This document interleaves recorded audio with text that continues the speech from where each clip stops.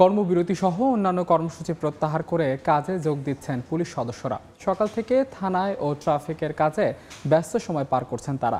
এই মুহূর্তে চট্টগ্রামের আগ্রাবাদে আছেন রিপোর্টার ফেরদৌস লিপি। সরাসরি যাচ্ছে তার কাছে। লিপি,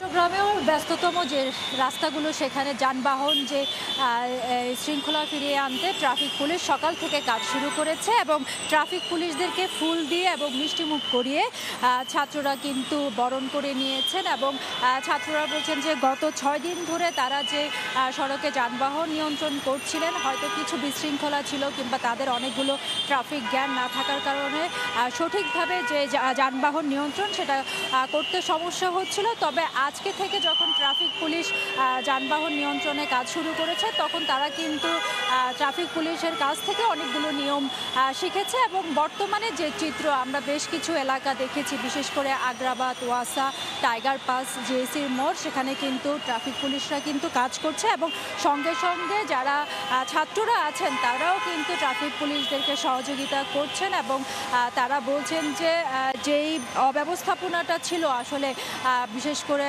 যে চলমান পরিস্থিতিতে, তখন কিন্তু ছাত্ররা সে জায়গায় রাস্তায় নেমে যে সড়কের যে শৃঙ্খলা সেটা ফিরিয়ে এনেছেন। এবং সে কারণে আসলে ট্রাফিক পুলিশ কিন্তু বলছেন যে ছাত্রদের যে কষ্ট কিংবা যে কাজটা তারা সেটাকে স্বাগত জানিয়েছেন। এবং যারা যানবাহন চালক তারাও যে অনেকদিন পর ট্রাফিক ফিরে এসেছে এবং সড়কের যে শৃঙ্খলা সেটার নিয়ন্ত্রণে যে কাজ করতেছে সেটা কিন্তু তারা বলছেন যে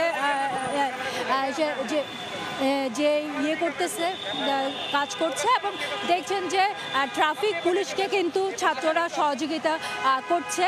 এবং ছাত্ররা কিন্তু আপনারা দেখেছেন যে গত 6 দিন ধরে কিন্তু যে সড়কের শৃঙ্খলা সেটা কিন্তু ছাত্ররা করেছেন। তো এই ছিল আমার কাছে এখনো পর্যন্ত আগ্রাবাদ থেকে সর্বশেষ। কর্মবিরতি প্রত্যাহার করে কাজে যোগ দিচ্ছেন পুলিশ সদস্যরা। সে খবর জানতে সরাসরি যুক্ত ছিলাম চট্টগ্রামের আগ্রাবাদে।